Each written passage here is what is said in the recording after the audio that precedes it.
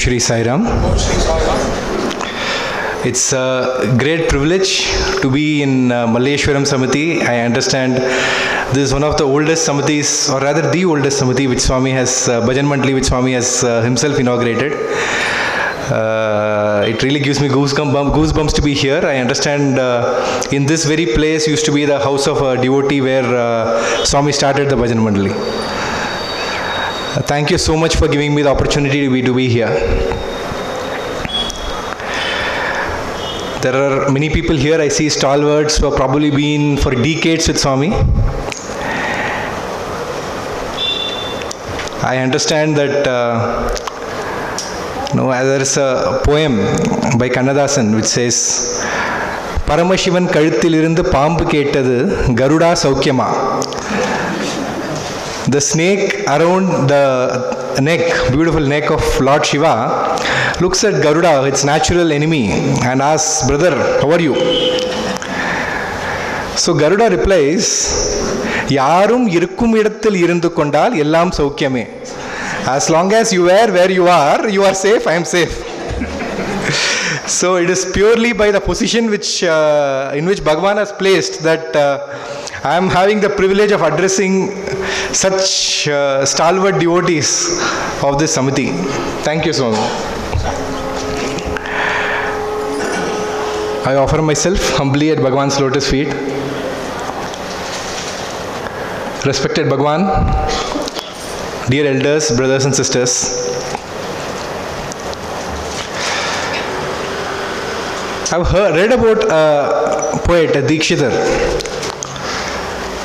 who writes, Vedanta Vibramavane Vhita Pracharaha.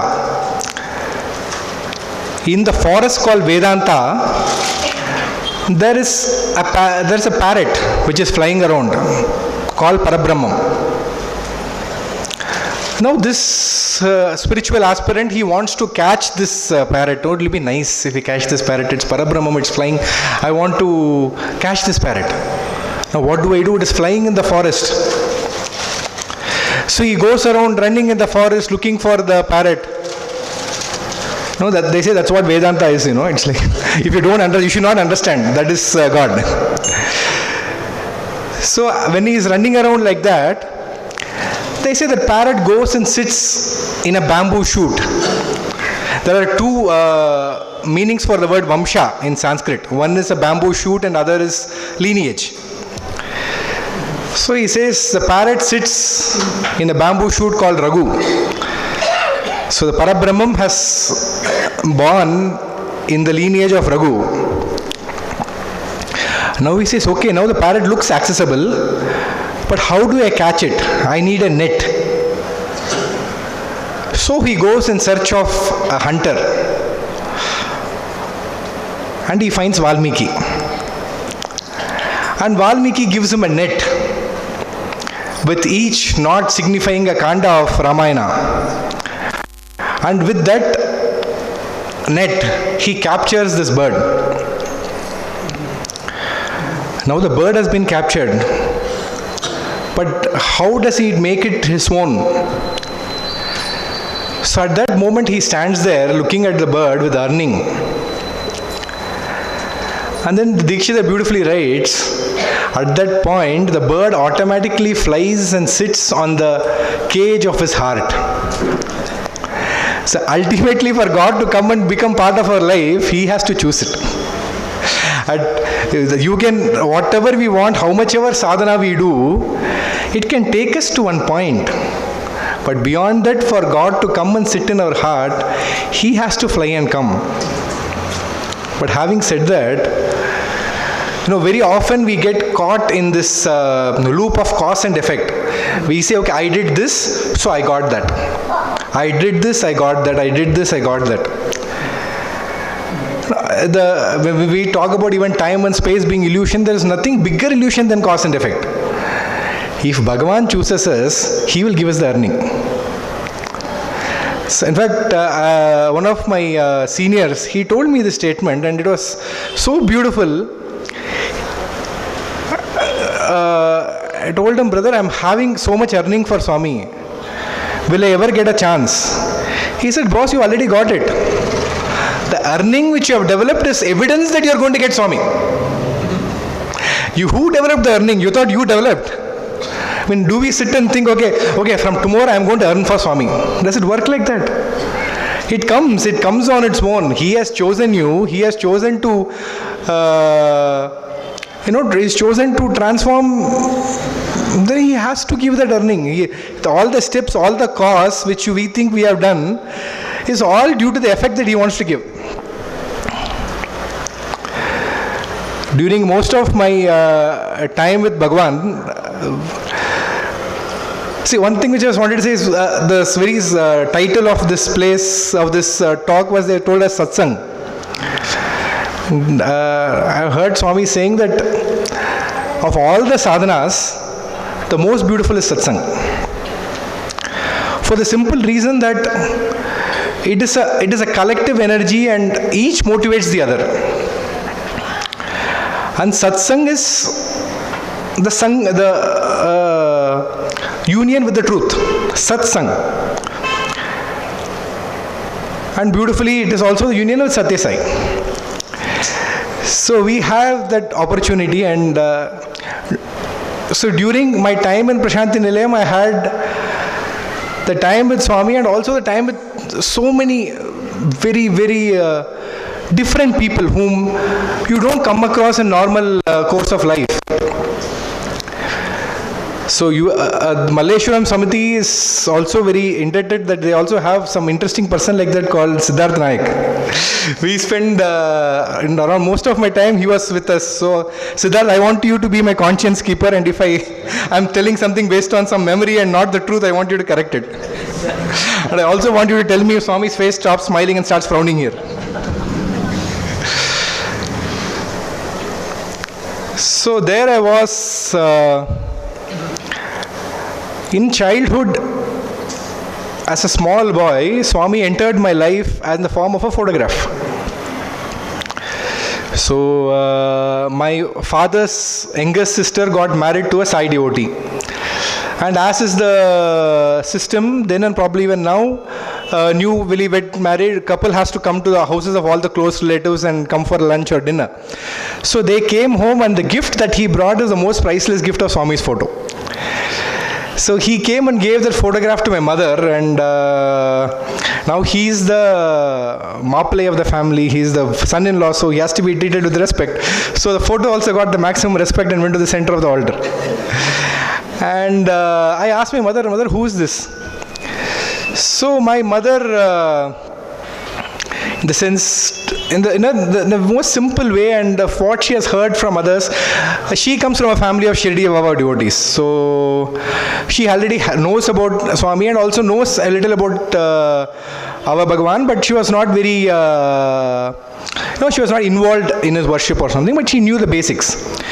So when I asked her what is that photograph, she told very simply and that, see, Bhagavan says that, see, his name is Sai Baba, Sai Ram. She told me Sai Ram. His name is Sai Ram, and he says that there is only one God, and in this current age, he is the God.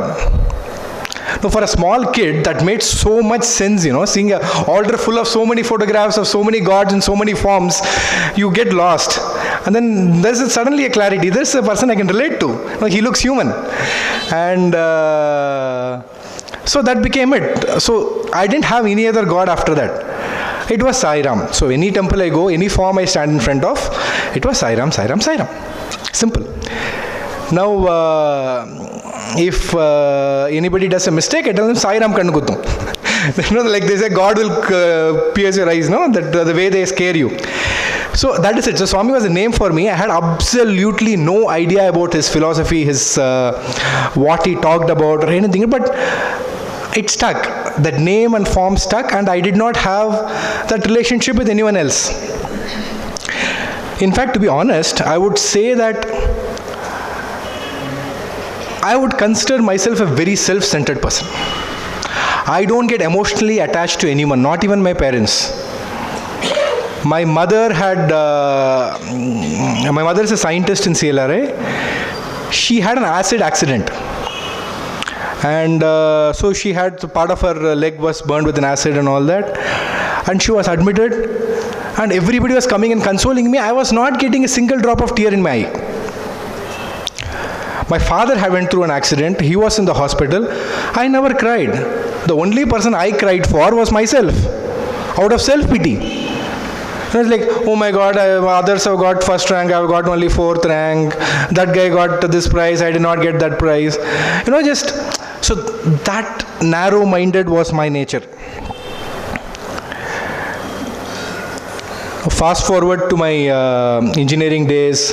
By that time, Swami was there in the background, but even God was not a prominent part of my life. Okay, there were some shlokas which were chanted, this, that. Then I did my engineering as, the sheep mentality in Tamil Nadu is that you finish your 10th till CBSE, you do 11th, 12th in state board, you write engineering entrance examination, you join electronics and communication engineering. Why that group? Because that is one group in which you can go and join any job. There is no focus of any particular industry. You can do that engineering, you can join into computer science, you can join into electrical, wherever you want you can join. So with the same sheep mentality, I finished my ECE, I wrote my MS, I wrote my CAT, I wrote my MAT, SAT, RAT, LAT, whatever entrance exams were there. I wrote everything. So during my 11th, 12th onwards, my mother, when she started praying for my exams, she started praying to Swami because she knows that I keep telling his name. So she said, okay, if I have to pray for him, I should pray to a God he is close to, let me pray to Swami. So that is how she started praying to Swami, and she started getting very close to him. And she started subscribing to Sanatana Sarathi. And she also had a couple of friends in her company who also started subscribing, and then she came to know about the university in Puttaparthi. Till that date, I had never been to Prashanthi Nilayam. In fact, I did not know the existence of the word Prashanthi Nilayam. I knew Puttaparthi. I knew Sai Baba of Puttaparthi. I didn't know Prashanthi Nilayam. And the few times I've seen Swami was in Madras. And that too, we would not know the timings. We would just know that Swami has come to Abbotsbury or Sundaram or one of those two places. And we would go whenever we go. And by that time, the gates would be closed. We'll be standing outside gate. My father will lift me above his shoulders. And from there, in the balcony, Swami will be looking at me. And from there, I will see him. And my father will say, if I've seen properly, I'll feel, my God, my father is lifting me. I'm so fat. I'm giving him the difficulty. Yes, I've seen him very well. You drop me down. So that was my interaction with Swami till that date. So my mother said, why don't you apply for MBA there? I told, okay, give me the brochure, I will see. I saw that and I was like, what is this boys college, girls college? Why he's talking about self-control? If boys are in separate campus, girls are in separate campus, what self-control will be there? This is, all this I don't want and all that. She said, okay, you just apply. You apply, let us see what happens. Finally, unless Swami chooses, you cannot get into. My God, she became a devotee. So fine, I had applied and I got the call letter. So meanwhile, I got into some universities in the US, but there was no aid given, and as usual, I was in a complete state of confusion. So that I wrote so many entrance exams, let me go and write one more entrance exam. So I go to Puttaparthi. Swami was not there that time, he was in Brindavan. So we go there, I write the entrance exam, I go there, we go to Gayatri temple. I told mother, no, I will not go around the temple. What if I get admission? I will not pray. She said, okay, fine, do whatever you want. My mother very easily surrendered to Swami. She came to Swami. She keeps thanking me that she came to Swami because of me, because she prayed for me when I was in 11th, 12th. But the fact remains that very easily she surrendered to Swami, and she felt, boss, if you want to take him, you will take him. So she was absolutely unconcerned. She has never forced me to do anything. I cannot imagine what I would have got if not for her. So my gratitude to her is, I cannot express in words. So I went and wrote the entrance exam. Fortunately, I also had a lot of ego. I was like, this looks like a small college in a village. I cannot go and flunk this exam on purpose. Let me write the exam what I know. I wrote the exam. I got selected to group discussion. Now I go to group discussion and then I feel, okay, so many people are there. I cannot look like a fool here. I should speak properly. And then I think what topic I know most about. So I thought, so I was just thinking that it will be nice if interlinking of river comes. That was a very hot topic during that time. It was during Vajpayee government, and interlinking of rivers was talked about a lot. So that time, then the options of group discussion, that was one of the options, and they said the group discussion starts with the group deciding which topic to speak on. So everybody chose Interlingam River. It was a 100% or 10 out of 10. Everybody wanted the same topic. I was like, wow, this is nice.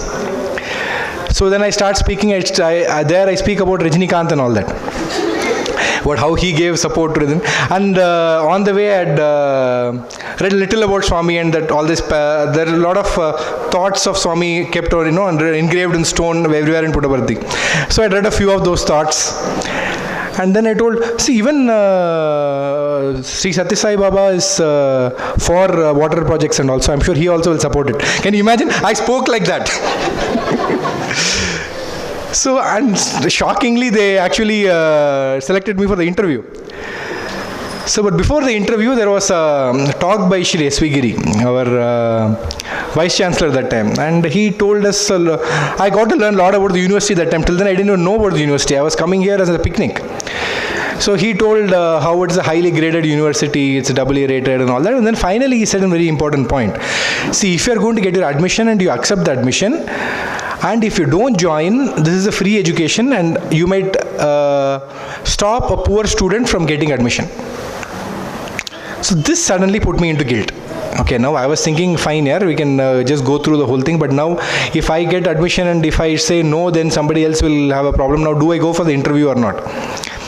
So I go and find another person like me who was not very much into Swami's fold, and I just ask him, hey, how good is this university? So he gave me, said, it's a nice university here. Of course, IIMs are one level, but after that, this university is very good. And I told, okay, fine. So if the university is good enough, then I can join. So I go, I give the interview, and the interview, they ask me, what do you know about Swami? And I rattle out whatever I read in the stones, this thought, Swami has told this thought, this thought, this thought. So and then after a few days, I go back to Chennai, and then I call Puttaparthi, and they say, boss, congratulations, you are selected. He's saying congratulations there, I am saying, oh my God. Now what do I do? So that time, then I just told my parents, come, let's pack, let's go to Kodaikanal. It seems Swami is in Kodai, let him only decide.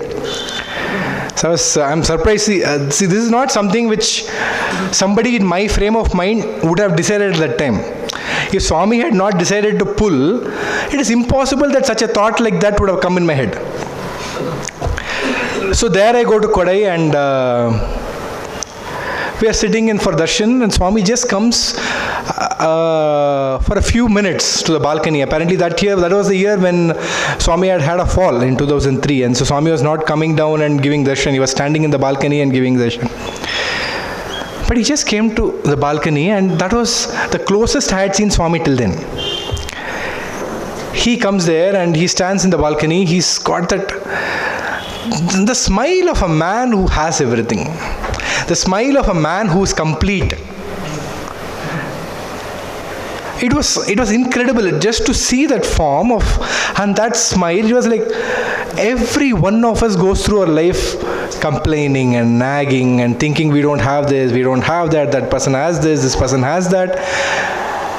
And it's like, here is a man who he seems he has everything, he has all the answers. He was so complete. He was standing there, and you felt really blissful in the presence. And then from there, he points to someone and says, you come. And then another person who was sitting in front thought Swami is calling him, and he gets up and runs. And Swami says, not you, you go back. Just imagine somebody gets up and comes to you, and you are telling that person that I didn't call you, you go back. You would feel insulted. Yes or no? And that day, the way Swami did that, you wouldn't feel insulted. You would felt great that, my God, I got that interaction. This was mind-blowing for me. It was a kind of experience I've never had. No, I was, I come from a God-fearing family, not a God-loving family. It's like, you pray to God so that He doesn't punish us. So from that background, and you suddenly see someone like this, it was astounding to me. So to me, Swami at that point was not a god or a great social worker or someone who has got so many and he's giving free education, nothing. He was a hero. Rajini and Kamal can't do this. I was like, I told my dad, I want to spend 2 years with him. It's okay, even if this MBA is not great, you can do another MBA. Let me spend this 2 years. This is an incredible experience, I feel. This is a very different personality. I want to spend time with him.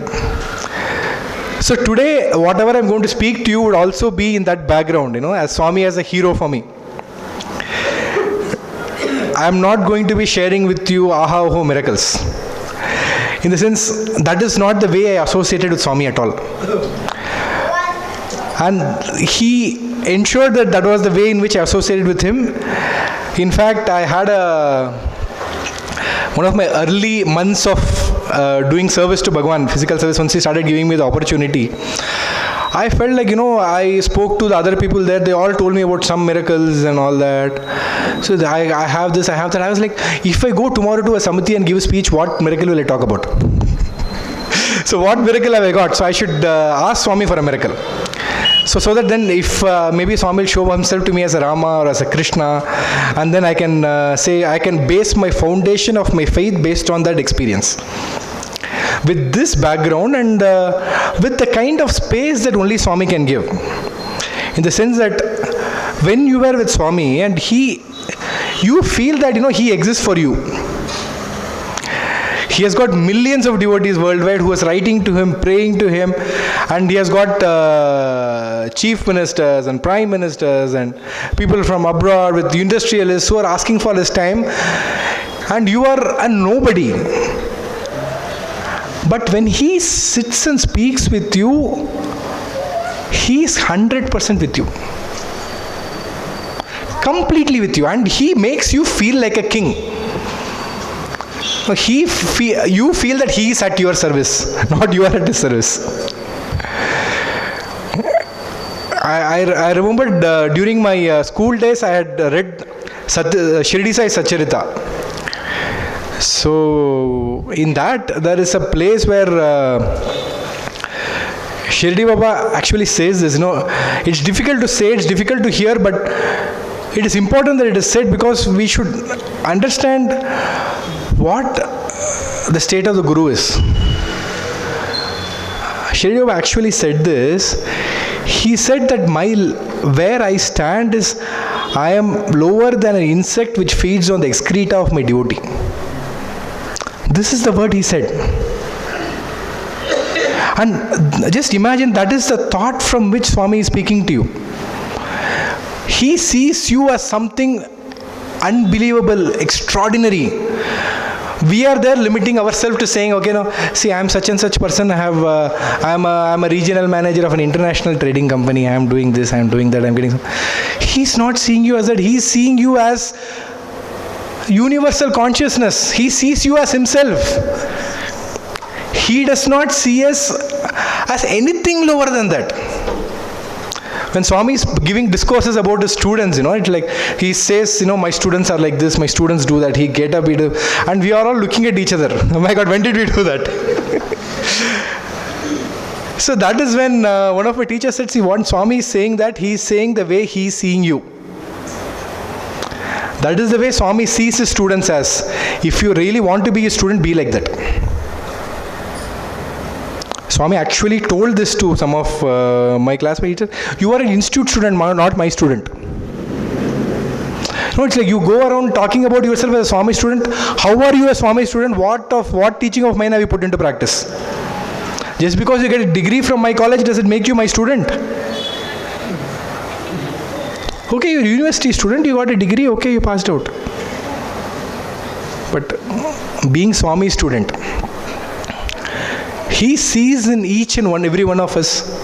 And SAI student, and Swami has made it very clear that SAI student is not someone who stayed in the university. It had absolutely nothing to do with that. SAI student is someone who behaves the way Swami sees you as behaving, not the way Swami wants you. He is not even wanting you. He is already seeing us like that. His vision of each and every one of us is already something which we are not able to imagine. he places us in that pedestal and he looks up to us and speaks. He doesn't look down to us and speak. So in that space that he gives us, I walk into the interview room and tell Swami, నాకు మీ పైన ఉన్న శ్రద్ధ తగ్గుతా ఉంది స్వామి అంటే, స్వామి మీరు భగవంతుడు అన్న నమ్మకం నాకు తగ్గుతూ ఉంది. Like Swami, I'm losing faith in you. What you mean? Swami, I'm not able to believe, I'm not getting the feeling that you are God. I know, see, all this, that mind is scheming. The reason I'm telling all this is, okay, now Swami will give me a nice experience, and now I can hold that experience, and now I will know he is God. But incredibly, Swami twisted that question and asked me a different question altogether. He asked, Prema unda? I said, Undi Swami. Adu unte chalu. If you have love for me, it is enough. You don't need to have faith. It was a shocking statement for me, and that moment it changed my relationship with Swami. And it made me peaceful, I did not have to, I could actually associate with them, I could link with them, I could interact with them. Just imagine if constantly, whenever you are giving a kerchief to him or giving water to him, if you are constantly thinking, I'm giving it to Narayan, I'm giving it to Vishnu, your hand will tremble. You cannot serve him. That point he asked me this question, do you have prema unda? I said yes. And how did I say yes? It was in Vrindavan. After our Kodai session, we had all come to Vrindavan, and there we were all sitting. Kodai boys were in one corner, and Swami was walking to Sai Ramesh Hall to give a talk. And that time he suddenly fell forward. Then he got up with the same smile in his face. He sat on the chair, on the golf cart, and went full round Sai Ramesh Hall, gave darshan to everyone, and went inside. So that day evening, we all sat in the dining hall of Vrindavan hostel and said we'll all pray to Swami to cure himself. We all sat and prayed. We had a bhajan session. And as I was praying, for the first time in my life, I shed tears for someone other than me. I cried and said, Swami, please cure yourself, please cure yourself, please. It was a new experience for me. After that, I didn't feel sorrowful. After that, I was like, God, I'm in love. I suddenly found somebody to fall in love. Somebody was more important to me than myself. For the first time in my life, there was someone who was more important to me than myself. And I loved this feeling. It was so liberating. It was so expanding. Suddenly I was not limited to myself. I could feel like, okay, my life has a meaning. I have a love of my life. And that is why when Swami asked me that question, I could answer him genuinely. Prema unda? I said yes. He said, Adu unte chalu.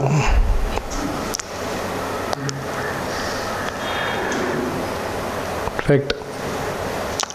There is a friend of mine who asked Swami this question, Swami, మీ పైన ప్రేమ ఎక్కుతా ఉండాలి Swami, I need to have lot of love for you. Swami said, ప్రేమ already ఇచ్చి ఉన్నాను రా, I have already given you love. Now you have to water it. Now how do you water it? He said, నామస్మరణ. You keep chanting the name of Swami. You take any name, you take any form, you keep chanting, you keep chanting, you keep chanting. So from Bhagavan's declaration of avatarhood till date, so many things have come and gone. Even the Swami Sai student relationship is not for the entire stretch of his avatarhood. Now we can't talk about Swami as different from students. Even in talk about Ramayana, we can't talk about Rama as different from monkeys. It is the same relationship. But having said that, there is a short duration. There was some time when Swami had a Veda Patashala. There was a time when Swami is talking about Rudram. There was a time when Swami is asking for speeches, there was medical projects, there was water projects. But what has been the one part which has been associated with Swami from the time of declaration of avatarhood to now? Is bhajans. Swami has always insisted on bhajans. It's like, how do we get together? We get together and sing. That is something, the value of which is so beyond. Swami says, Sai makes everything so simple. Why do you go? When somebody was reading a book of Aurobindo, the same Swami who has explained to Gokak in details about Aurobindo book and helped him completely understand the book. When he saw a student reading it, he says, what do I tell you? Sai is giving you everything so easily. Why do you read such complicated texts? What is the need for that? No, so easily, that is, in fact, I read this in some book or somebody told me, I don't remember, from Ramanashram, a group had come to Puttaparthi and they were all spending time, they were going through the routines of ashram and all that, and so then they went and asked Kasturi, what do you all do here? There's no sadhana done here. What is the sadhana you do? And all. So Kasturi said no, this is what we follow and all that, but how will that help you? So Kasturi, Swami, that's it. Swami gives space to everyone to go ask them any question. So Kasturi went to Swami and asked this question. Swami, the people from Ramanashram have come, they asked this question, what do I tell them? He says, ikkada vachina vallaki bhajan cheste chalu ani cheppu. People who come here, if they do bhajans, it is enough. Nothing more is needed. This Namasmarana, which seems like such a simple thing which we do, which we sit and sing bhajans for half an hour, 1 hour, the value of that cannot be measured. Now, of course, they say that, in Kali Yuga, the way to redemption is Namasmarana. But then somebody will come and say, no, why not Jnana? Why not Karma? We are doing that also. Why only this? See, in the other yugas, it was told that people who are blind can do Namasmarana, but in Kali Yuga, we are living in darkness. So everybody is blind. So Namas, and our mind is probably in the most monkiest state. Since we are not able to concentrate and focus on anything, so when are we able to do that? When we are singing bhajan, chanting bhajan. So the value which Swami has given to Namasmarana is very high. And he says that is the way to increase his love for him. Because at that moment we are thinking only about him. So that is also satsang. Doing bhajans together. And that is also, Swami has made us to do it together. We come together as a group and it really increases the energy of the place. They say that when one freedom fighter had asked when India is going around doing so much struggle for freedom and that Ramana Maharishi is sitting in one corner, he is doing nothing. Apparently Gandhi told him, what Ramana is doing by merely existing is more than what anybody can even imagine doing by taking 100 births. So how Swami is increasing the consciousness of the world? By having thousands and lakhs of bhajans happening every day across the world. Our Prashanti Mandir group went to US this time. They went around to so many centers and singing Prashanti. People are so excited, so thrilled. This was there was much bigger reception for this than most celebrated speakers who went and gave talks. Because this is participative. Everybody gets to be part of it. When somebody is giving a talk, you sit and listen. But bhajan, everybody is a part of it. They say that, even in weddings, why does everybody put akshada? Because so that the audience has something to participate in. Otherwise, you're just sitting and watching two people get married. So it is part of our culture. It is part of our culture to always make everything participative. So that is why from beginning, Swami has always ensured that bhajans should be there. So by Swami's grace, when we came to Bangalore and we wanted to do Swami's activity, thought, okay, let us first start a bhajan session in our own apartment. So we just set it up and we started calling, and you won't believe the number of devotees who are there in every place. You just think that, okay, you are there, you are starting a bhajan group, how many people will come? People listen to bhajan and walk inside.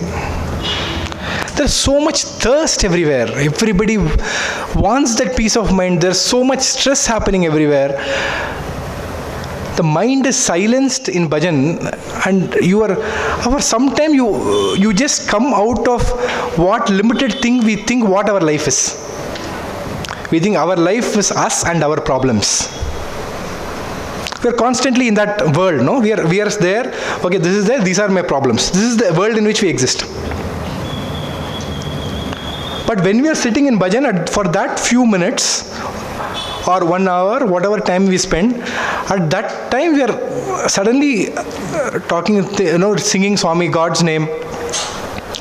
We are out of our problems. Our mind is to an extent silenced. And that, at some point or other, increases our level of consciousness and the consciousness of the world. So wherever we are, let us make sure that we attend the bhajan sessions, or if not, let us have bhajan session at our place or something like that. We need that. We really need that, because that is how Swami has kept us sane. They say Prashanti Nilayam is a mental hospital. And Swami calls us all there to cure, and those who are extremely critical cases, he has to call them to interview room. Emergency surgery is required. So the constant medicine which we take is bhajans. So during the personality of Bhagavan, which I just wanted to share a few instances which we had. During the early time when I started walking behind Swami, Swami used to come in the car called Porte, and the chair used to come out of the car, and we used to sit on the side of Swami. So Swami's car, one day, he came directly all the way to the third block, where the stage where the teachers sit on the right. And Swami's car was coming down. So I was sitting on one side, one of my brothers who was doing duty with Swami was sitting on the other side. Swami just looked at him and shouted at him left and right. Can't you see that there are devotees there? You are obstructing their view to me and all. They are all come from so far to have my darshan. You are sitting there and obstructing my view. And the way Swami was speaking was like, and both of us were new to Telugu. So we did not understand most of what Swami was saying. So he just got up, got scared, and went and sat behind me. So Swami was sitting on stage for some time, and he went inside the interview room, and this brother of mine went to Swami and said, Swami, I'm very sorry I did this. Swami could not recall having scolded him. Hey man, how na? Did I scold you? How at that moment, see that is that magnetism which Swami has with his devotees, like somebody is there eclipsing my view. And he feels that pain which that devotee must have faced at that moment. Whatever pain we feel towards Swami, Swami feels thousandfold. And so immediately at that moment he asked him to move. So my wife was sharing with me a similar experience she had. She was a primary school student, and Swami had called all the primary school students to Bhajan Hall for an interview, which was a very rare thing during those years. And during the box set, there are some boys whom Swami interacts with regularly, and they always have the permission to sit in Bhajan Hall, and Swami expects them there. So this boy was a PhD student, and he was sitting in the middle of primary school students. So he was like a giant mountain, amidst a farm. So, and he was obstructing the view of so many of the girl students of Swami, because Swami was sitting on the boys' side. And all those girls were silently cursing him and like, my God, that buffalo is sitting and he's not letting me see Swami. That the force of that prayer, it went to Swami with such intensity, and the same boy whom Swami spoke to so lovingly a few minutes back, he looked at him, go to the side. So that boy quickly ran and went and sat on the side. I just want to say that Swami feels that earning or pain which the devotee feels towards him thousandfold. It is such a foolish thing to when we feel that, no, I have not been able to speak this to Swami, I have not been able to communicate this to Swami, Swami did not take my letter. I mean, I don't know about the exact content of the letter or anything, but the emotion I can testify that Swami felt. Swami definitely feels, and if that intensity of feeling is there, it is automatically reciprocated by him. And what words you speak to Swami actually made nothing. He knows the intent behind that and he answers that.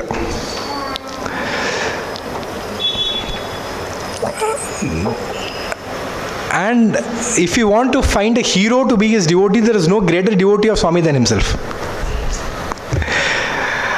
I remember when there was a program by a group. Swami was not coming very regularly for darshan that time. So that group was secretary told that group that, maybe your program may not be there. You have to go back, and they were going back to the railway station. Swami sent word saying, no, I want that program. Ask them to come back. So they all came back from the railway station. And that program was scheduled for the next day. So the next day they were there and they were performing a skit based on, it was a skit based, a social skit in which there was a episode of Ramayana. So during the skit, Swami felt something and thought he must give some gifts to these children, and he told us to take him to the interview room. So we took Swami to the interview room, and Swami selected clothes for them. He said, okay, for the children you give this. That is one of the most useful experiences I got that time. I became a sari expert. So we got used to have a lot of different saris, and at least for gents it's easy, it is always white and white. So the options are few. But for ladies there are so many colors, and Swami would always insist on choosing for each devotee. It is never that we can never choose and keep beforehand. Swami kept this for it doesn't work that way. We have to have multiple options ready and show it to Swami, and Swami would choose. For every program, for every devotee, for every group which Swami has gifted, Swami personally chose. Especially for the women, the saris. So Swami would choose, and so Swami was choosing, and so we set up all that. We came back, and during that time that Rama Sita Kalyanam got over. And then Swami came, and before Swami went, that scene was about to start, and when Swami came, that scene was over, and then Swami came and asked, Rama Sita Kalyanam em ayindi? They said, Swami, adi ayindi we went. Aypoyinda. Malli chey. Do it again. So they all came back, and that they tried to keep this, and then Swami said, no, Janaka should not stand there. Who's Janaka? You come and stand here. And Dasharatha, you come here. And Swami was setting up the stage, he was so involved in that scene. He was like, Rama should be here, Sita should be here, Bharata should be there.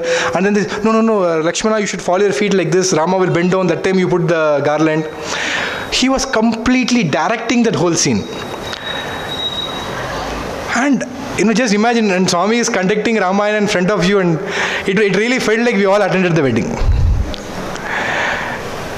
And even when Swami sings about that song, Chudaga podamu, Ramayya pilli, Sitamma pilli, Chudaga podamu. You could really feel that Swami is so excited to go and attend that wedding. And the poetry of Swami, you just listen to it, you can't find a devotee like that. You could really feel how much that love he has towards, even when I remember doing Sahasrapurna Chandra, when Swami came in the golden chariot, I just imagined what would be state of most of us who are sitting in a chariot made of gold. We are getting pulled. One of two things I could imagine. One is absolute shyness. You're like, oh my God, I'm such a small person. How can I sit here? Or it would be, a boastful nature. You're like, see, you saw that? Did you see? I'm sitting in a golden chariot. Only Bhagavan Sri Sathya Sai Baba can sit in a golden chariot looking indifferent. He would sit there as if, that there is a movie called Shirdi Sai Baba, which was directed by our Swami's devotees. And in that, Shirdi Baba says, some devotee says, Swami, where is sitting? Is living in this masjid. He says, see, today my devotees have made me sit in a masjid. I am sitting here. Tomorrow if they make me sit in a palace, I will sit there. He is very clear about it. It makes no difference to him. That whatever his devotees want, I will do that. He is in that state. In fact, so I told you about what Shri Baba said. This is something very similar Swami himself has said. He said, when we go to a wedding, he says, first we serve all the guests who come for the wedding. Then the family members sit and eat.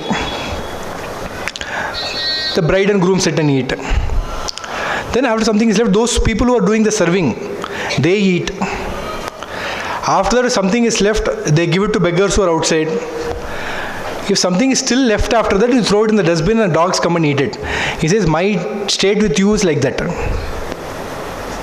Whatever time we have, we are always busy impressing the world. First we spend time impressing the world. So I want to be like this, I want to be like that, I want to be like that, I'm impressing the world. Next you are like, okay, my family needs to be taken care of.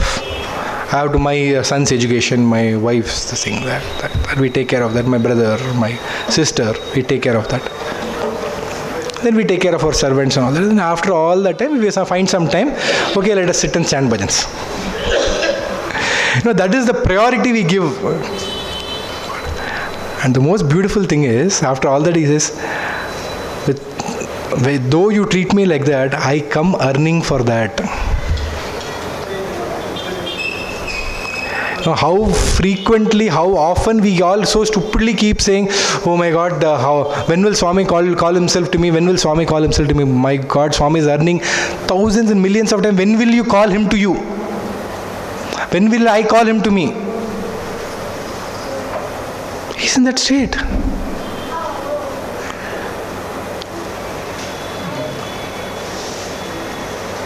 So life in Prashanti Nilayam is so beautiful because those, at least for that, sometimes Swami is your priority.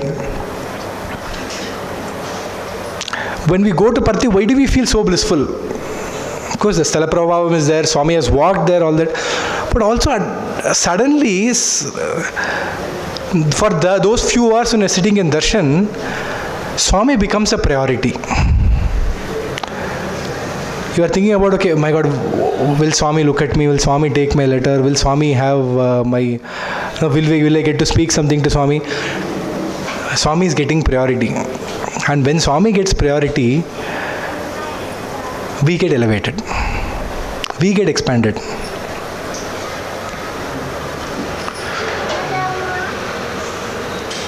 So this person who was an absolute average guy, was average in school, who got into engineering, this, that. Suddenly, because Swami put me in a pedestal, the same snake which would have been hit with a stone is worshipped. So the value of anything is elevated to a different level when it is associated with him.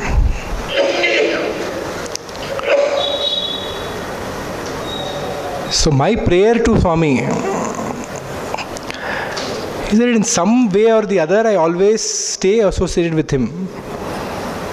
And I feel that is the most important relationship every one of us needs to have, It is a relationship with Swami.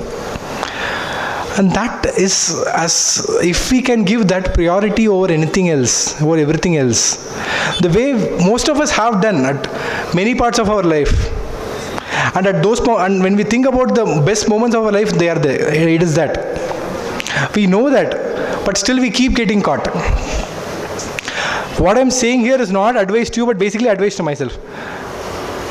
Since even after coming from Parthi, after I came out, I was living in a state of guilt.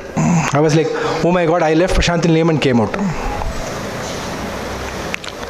And I started getting more and more and more lost. I was in the state of, what am I doing with my life? Because somehow suddenly the Swami has put us in such a place that we think that we are meant for something much big, It is difficult for us to accept that our life is so small. So that sense of dissatisfaction will be there. In fact, see, many of us have complained that, that our life is not satisfying, our life is not happy. See, that is the greatest mercy of Bhagavan. Swami will not allow us to be happy in material life. He will not let us be happy in the world. He will make sure that we suffer. He will make sure that we have problems so that we are forced to look towards Him. As Ramana says, your head is already in the tiger's mouth. There is no escape. The tiger will bite you. Your ego has to go. Your individuality has to go. You have to become part of him. So he will trouble you. He will not let go of you. Fortunately, in my case also, he did not let go. So I went to Singapore.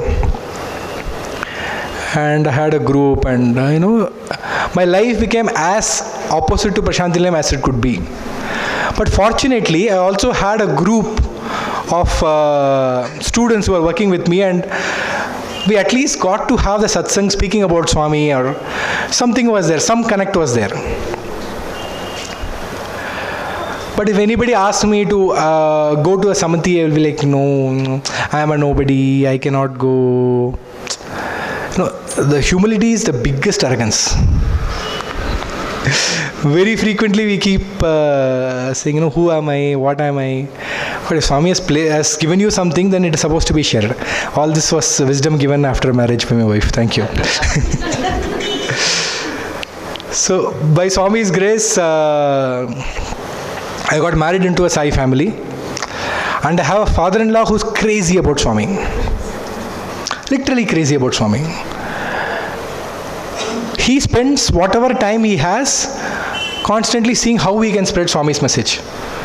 All his time goes in 2 WhatsApp groups, study circle, Sai Smaran. He's like, you please give us also time. So he's like that. And with his upbringing and being Swami's student, my wife was like that. And my mother is again someone who will never pressure me to do anything. So she's like, Swami will do it. But wives are not meant to be like that. So she kept pushing me. See, like, and whenever I speak low of myself, she used to be like, do you know how insulting it is to Swami when you speak of yourself like this?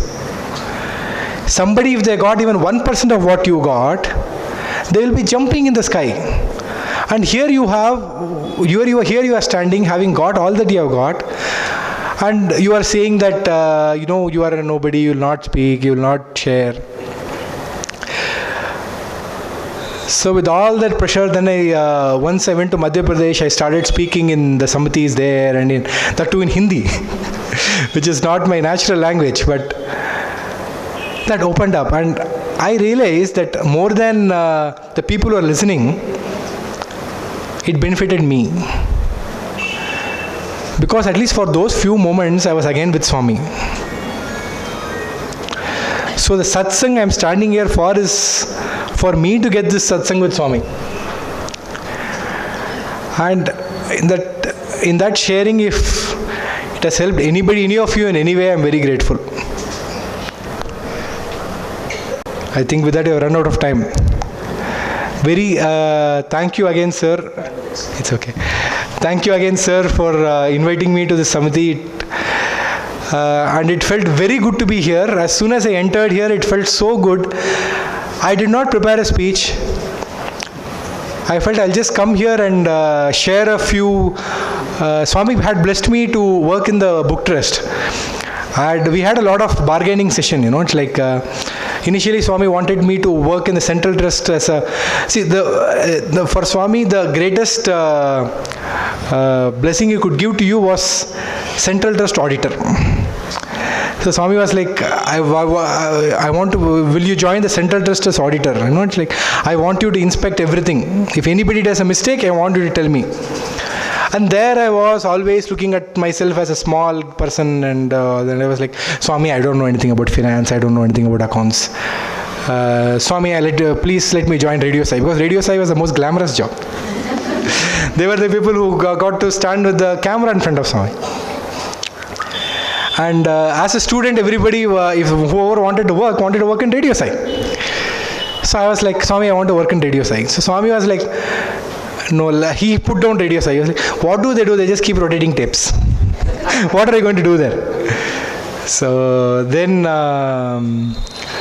Brother Nitin Acharya was there that time with Swami, and I'm very grateful to him because of he was one of the biggest satsangs for me and a great of inspiration for how to be selfless during your service with Swami. He never asked Swami anything for himself.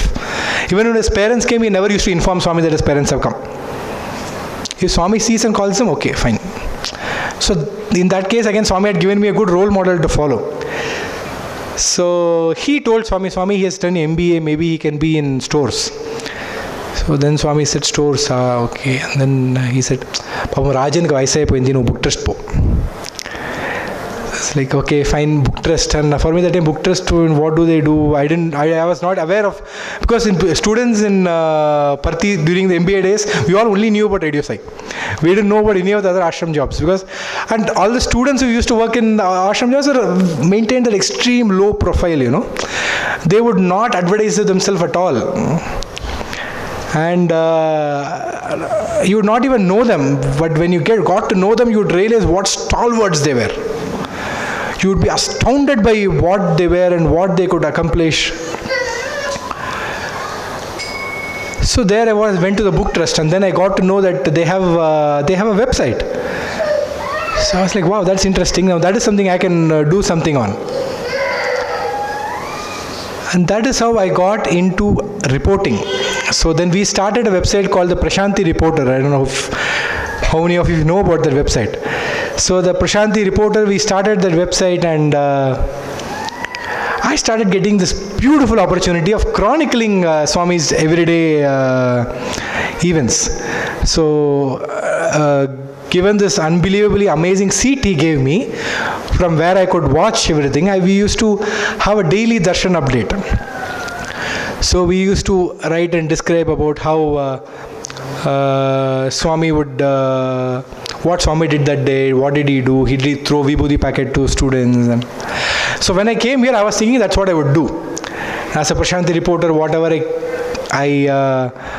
whatever articles I wrote, I thought I'll share a few of them, with a good perspective, also having got to listen to what Swami said about them. But somehow the ambience of this place made me share things to myself more than to you. And I'm very grateful to Swami for bringing me here. Once again, thank you very much. Thank you, Swami. Sai Ram.